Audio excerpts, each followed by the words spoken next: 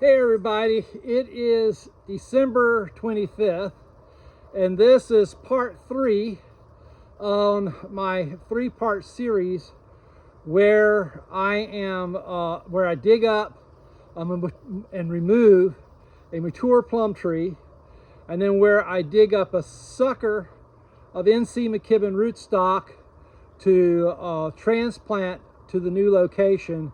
And in this installment, I'm actually going to plant the rootstock. And so, without any further ado, this is where I'm going to plant the tree. Okay, I can see from that I need to move the camera so you can see what I'm doing. Yeah, so the original tree was growing right here. I'm going to move it out just a bit, about this way, by about a foot, maybe a little more than a foot. I'm gonna come a little bit this way with it. Let me measure something out for you. So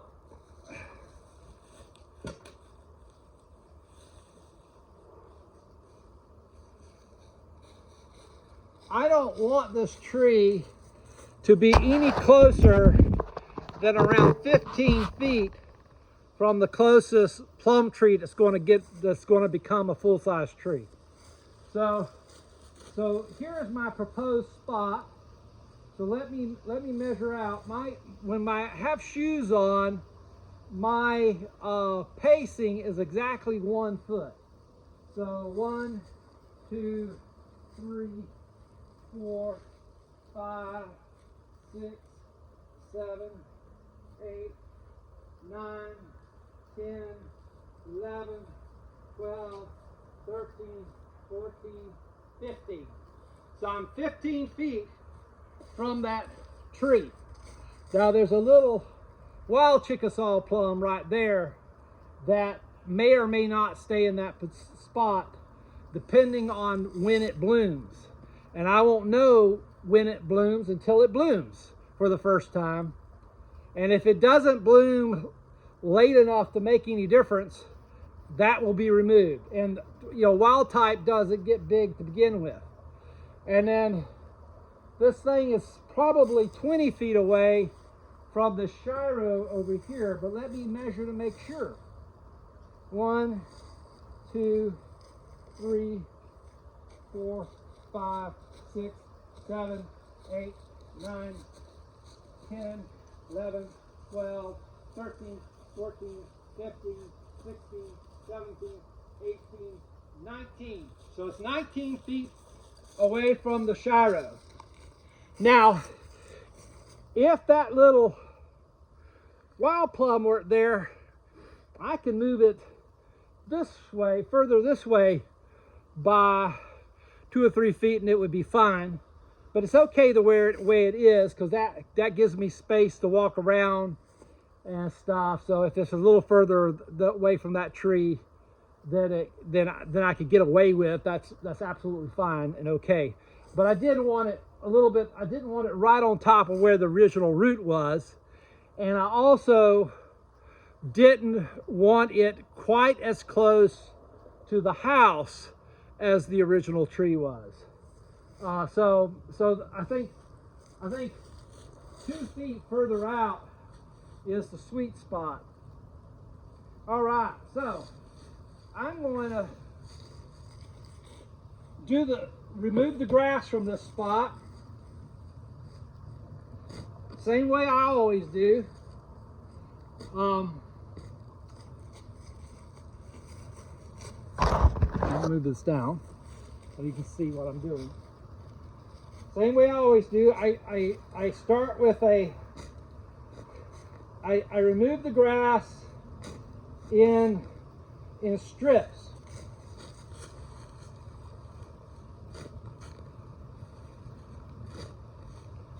If you're physically removing the grass rather than herbiciding it, removing it in strips is absolutely the easiest way,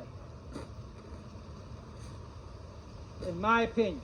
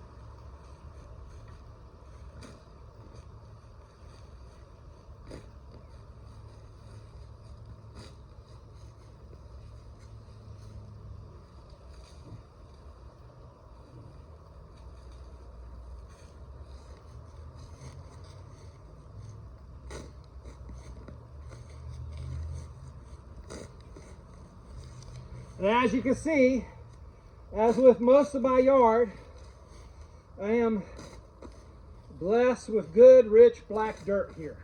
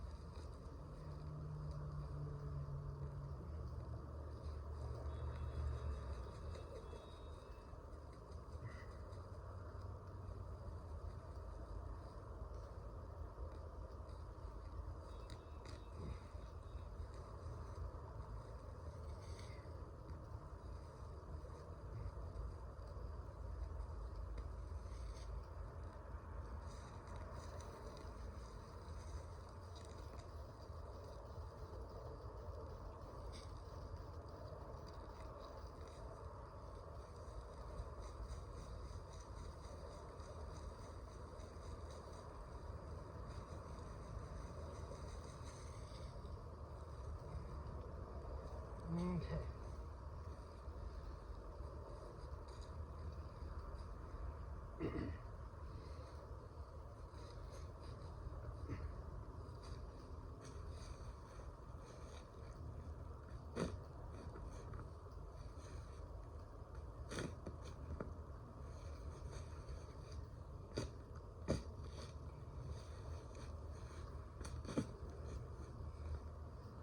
When you're planting a tree, getting up the original grass, in some ways, is the hardest part of the whole thing.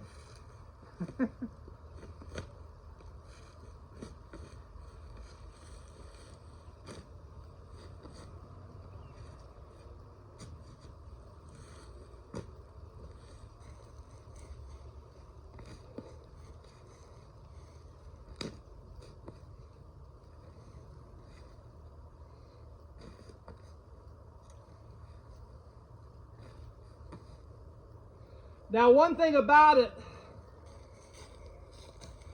that original plum tree is going to sucker a lot in here because I didn't get out all those roots. I think I just hit some of those roots when I dug this hole.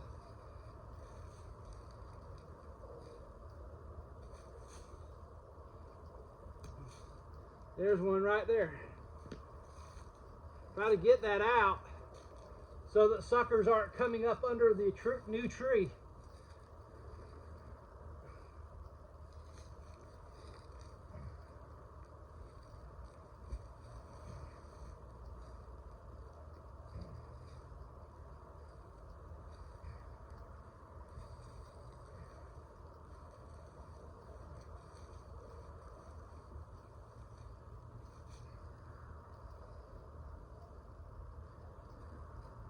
Alright.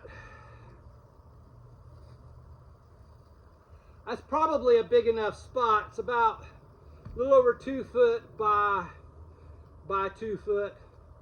I may go a strip further that way. I think I will.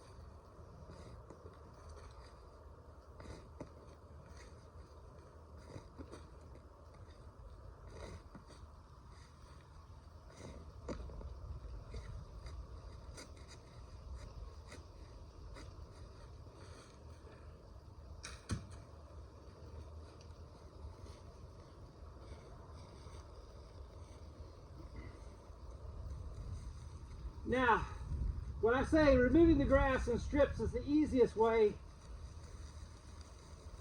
that doesn't mean it's particularly easy. Using, if I come in here 2 weeks ago and use some Roundup, it would have been a lot easier, but I really try to avoid using Roundup in my yard as much as I can.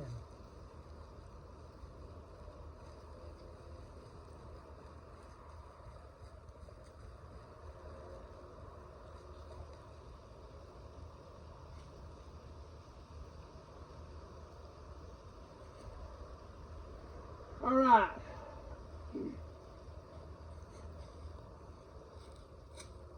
Before I do anything else, I'm going to add some topsoil, which I'm going to use.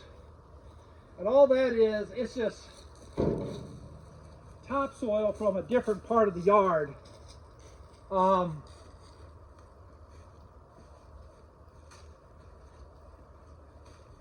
lot of the volume, if I didn't add it, I'd have a hole in my yard on account of the other tree being removed. So, and that's not going to be all the topsoil I'm going to add. I'm going to put some there. I'm going to put some where the original tree was, and I'm going to put that some down where I dug the sucker as well. And the topsoil is basically topsoil from another part of the yard. I have a ditch on the road front of my yard. Soil out of my yard tends to wash into a culvert, and I have to clean out the culvert every year so that in the event of a hurricane or another big rain event, I don't get a bunch of flooding in my yard. And the city doesn't keep on top of it, so I do. And but the good part of that is that it provides me with a source of nice black fill. That's basically the same kind of soil that's in my yard already. Now, this spot is partially in a driveway, old driveway, and so the dirt here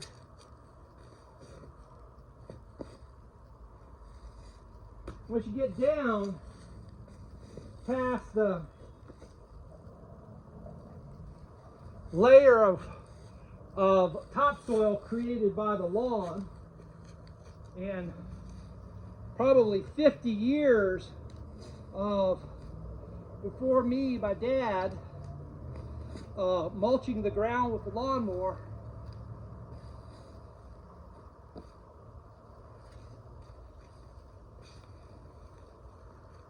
So,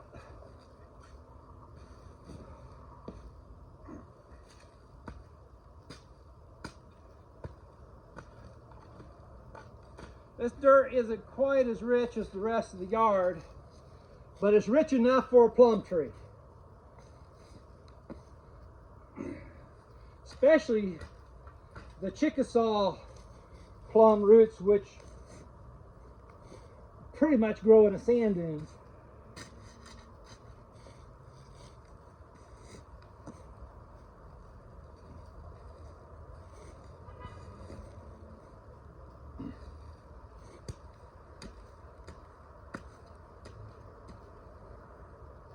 All right. Well, I got that dirt all mixed in. Whew. I'm out of shape. All right. We got our little plum tree here. I'm gonna make our hole now.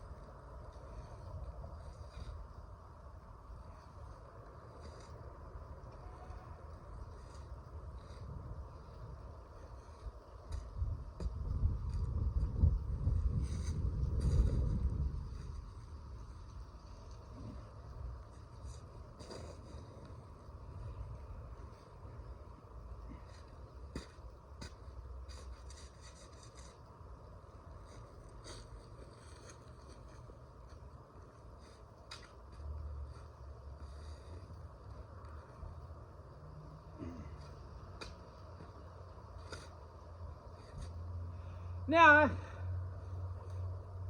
that ground's going to make a liar out of me. I say I don't amend the ground, but as I dug down, I dug up a bunch of sand from fill that's probably brought in when the house was built, because it was pretty deep.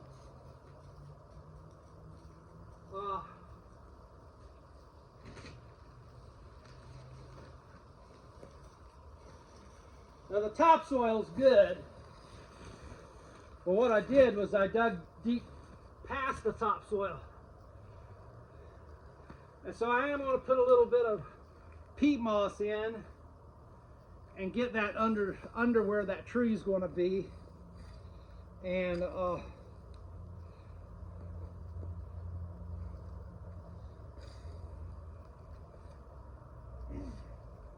that will make the ground more acidic than it already is, but I don't think the plum tree will mind much.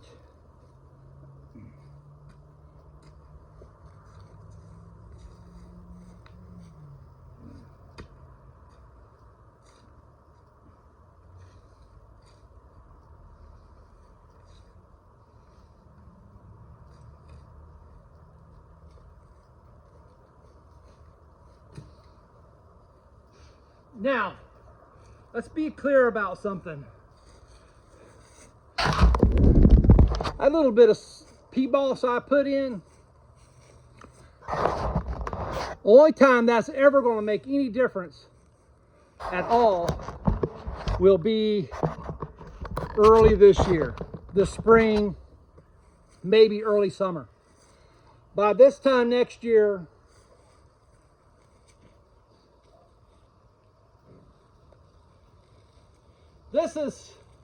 this is 1 year sucker on NC McKibben.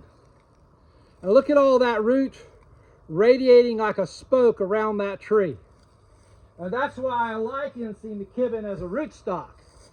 It makes an enormous root.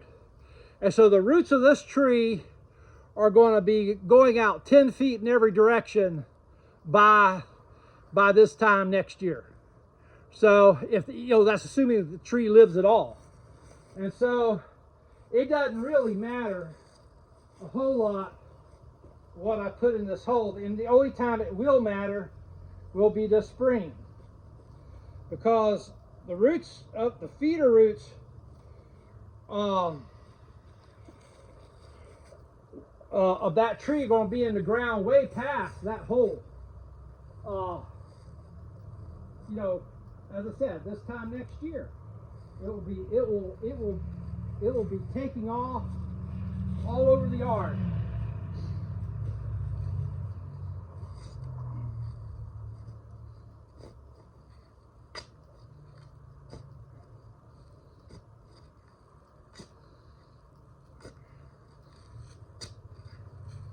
I'm making way for a feeder that's already coming out this way. Let's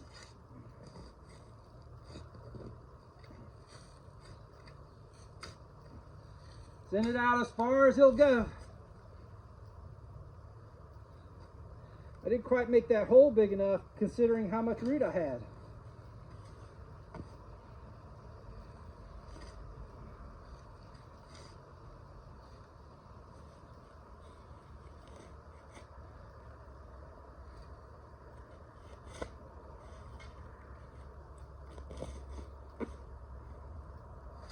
And as the roots get further away from the main tree, I want them going down.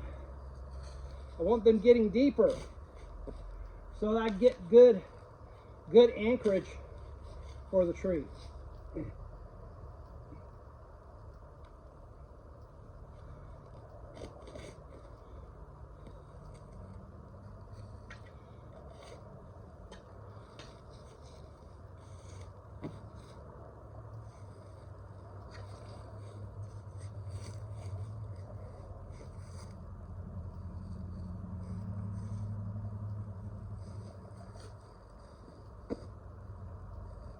So where the trunk is should be the highest spot. Everything else needs to be kind of pointing out and down, not sharply down, because this is a spreading type of root system.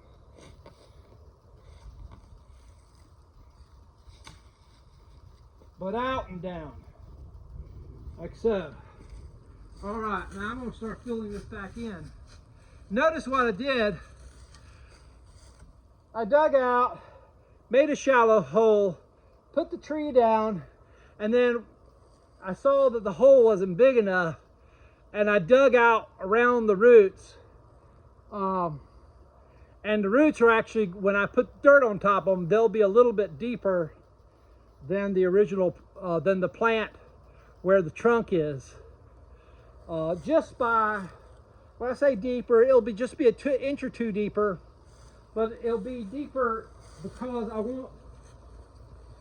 want them to anchor the tree good, and I also want them to get to ample moisture. But I don't want to plant this tree any deeper than it's naturally growing. Sometimes with suckers, I'll put them about an inch deeper.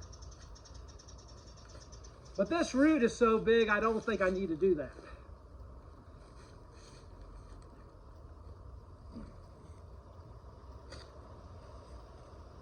All right, I think I got enough in that I can use the hoe.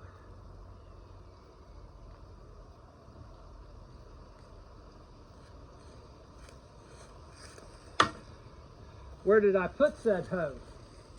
That's the $1,000 question.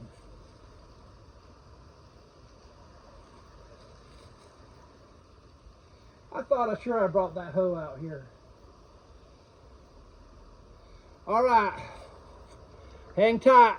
I had to run and get a hoe.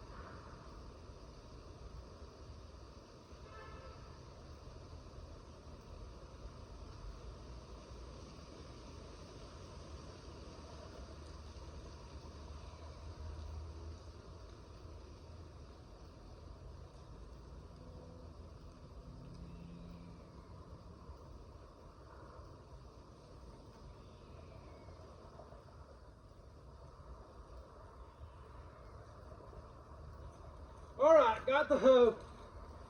Sorry about that, folks. I have trouble remembering everything.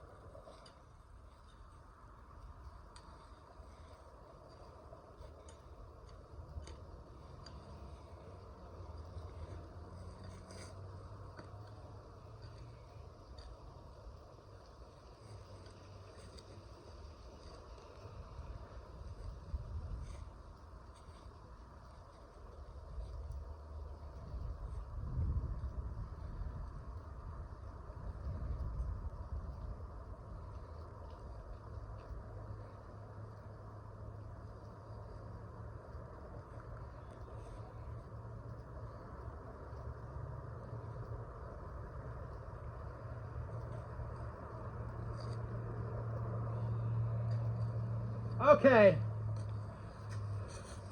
Oh, you didn't see me pulling it in. All right, there we go. So I put the dirt in here and filled it in, and that's all there is to it. So that sucker's ready to go. It's planted. I will, when I do the video for the grafting, I will put in a link to this video and cross-link them back and forth so that you can find it, should you find this video first. Anyway, talk to you later. This is Marcus Tool. It is December 25th, 2024. Merry Christmas and pretty soon Happy New Year. Talk to you later. Bye.